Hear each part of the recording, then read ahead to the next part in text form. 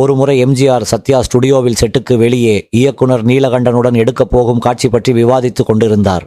அப்போது கையில் குழந்தையுடன் ஒரு பெண் வந்து அவர் காலில் விழ தடுத்து, உங்களுக்கு என்ன வேண்டும் என கேட்டார். கணவனை இழந்த அந்த பெண் கைக்குழந்தையுடன் கஷ்டப்படுவதாக சொல்கிறார். அந்த பெண்ணை சாப்பிட்டு அலுவலக அறையில் காத்திருக்க சொன்னார். அந்த பெண் சாப்பிட்டு அலுவலக அறையில் உள்ள ஒரு நாற்காலியில் அமர்ந்து அசதியில் கண் அயர்ந்து விடுகிறார். அந்த நாற்காலி எம்ஜிஆர் அமரும் நாற்காலி. அதில் யாரும் அமர்ந்தது கிடையாது. அதை பற்றி தெரியாமல் அதில் அமர்ந்து அந்த பெண் உறங்கிவிட்டார். அதை பார்த்த சிலர் பதற்றமானார்கள். படப்பிடிப்பு இடைவெளியில் அலுவலகத்திற்கு வந்தார் எம்ஜிஆர். தன் நாற்காலியில் அந்த பெண் உறங்கிக் கொண்டிருப்பதை பார்த்தார். அந்த பெண்ணின் முகத்தில் வியர்வை வழிகிறது.